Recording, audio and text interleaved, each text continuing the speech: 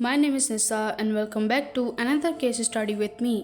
आज हम बात करेंगे एक ऐसे बेटे की जिसने अपने ही घर से $2 लाख चोरी किए और उन्हें बेफजूल की चीज़ों पर उड़ा दिया और उसका तब भी दिल ना भरा तो उसने अपने ही घर को कब्रिस्तान बना दिया। और ये सब उसने सिर्फ एक ऐसी लड़की के लिए किया जिसे उसने कभी रियल लाइफ में देखा तक नहीं।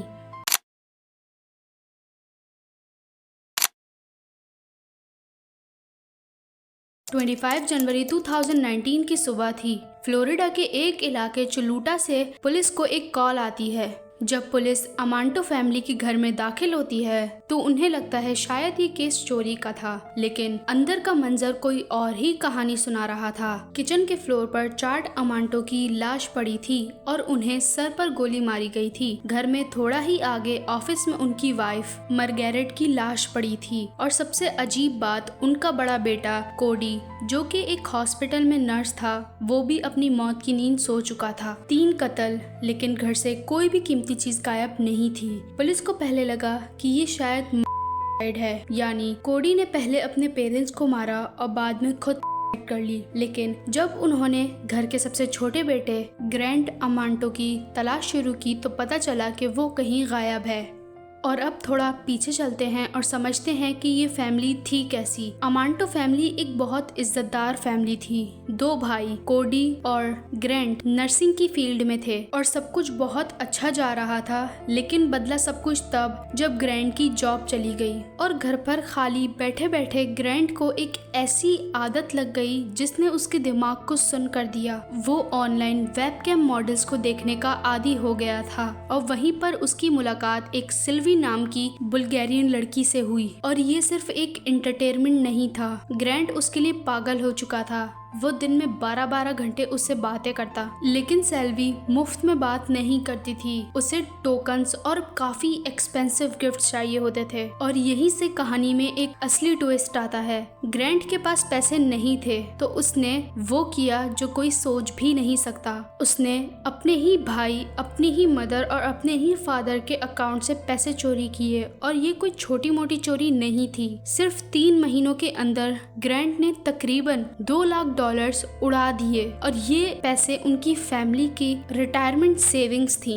जब घर वालों को पता चला तो उनके पैरों के नीचे से जमीन निकल गई। उन्होंने ग्रैंट को घर से निकालने की धमकी दी और उसका लैपटॉप भी छीन लिया और उन्होंने उसको एक रिहैब सेंटर भेजा ताकि वो इस एडिक्शन से निकल सके। सबको लगा कि ग्रैंट सुधर जाएगा, लेकिन उसके दिमाग में सिर्फ एक ही चीज थी और वो थी सिल्वी। रिहैब से वापसी पर ग्रैंट के फादर ने एक कॉन्ट्रैक्ट बनाया और उसमें था, अगर तुम इस घर में रहना चाहते हो तो तुम्हें उस लड़की से सारे ताल्लुक खत्म करने होंगे। और ग्रैंट ने हाँ कर दी। लेकिन 24 जनवरी की रात को ग्रैंट के फादर ने देख लिया ग्रैंट को छुपकर अपनी मदर के आईपैड से सेल्वी को मैसेज करते हुए। और उस रात घर में बहुत झगड़ा हुआ। ग्रैंट के फादर ने कह दिया कि इसी वक्त अपना सामान बांधो और निकल जाओ। ग्रैंट को लगा कि अगर वो इस घर से चला जाएगा तो वो सेल्वी से कभी भी कांटेक्ट नहीं कर पाएगा और इसी वजह से उसने अपने पेरेंट्स को सॉरी बोला और बोला कि अब वो दोबारा कभी भी सेल्वी को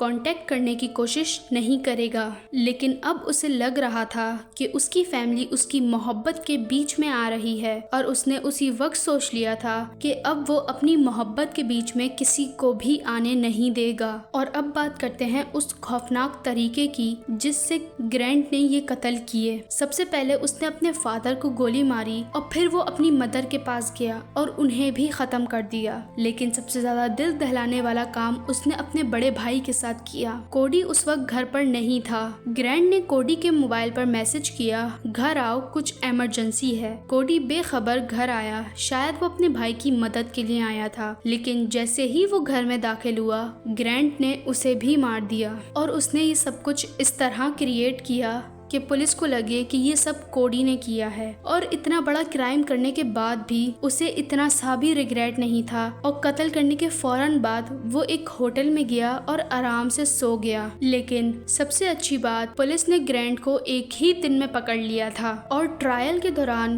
ग्रैंट ने पूरी कोशिश की कि वो मासूम बने। वो अदालत में बहुत रोया, लेकिन उसके आंसू में साफ साफ पता चल रहा था कि कोई दुख नहीं है इसे। और पुलिस ने कोर्ट में ये भी दिखा दिखाया कि ग्रैंट ने अपनी फैमिली का कत्ल करने के बाद फौरन सेल्वी से कांटेक्ट करने की कोशिश की थी, लेकिन सेल्वी की तरफ से कोई भी रिस्पॉन्स नहीं आया। और जब ये केस फेमस हुआ तो लोगों ने कहा कि ग्रैंट को मौत की सज़ा सुनानी चाहिए, लेकिन जज ने उसे लाइफ इम्प्रिजनमेंट की सज़ा सुनाई थी। Based upon this case, 2019 CF 337 CFA, the state of Florida versus Grant Amato, you've been found guilty of 3 counts for killing both your mother, your father, and your brother, Margaret Amato, Chad Amato, and Cody Amato. At this point, you've been found guilty by a jury of your peers who have now indicated that you are not to be sentenced to the death penalty. Based upon those circumstances, the court is limited to 1 finding and 1 sentence for you. As to each count, the court would adjudicate you guilty.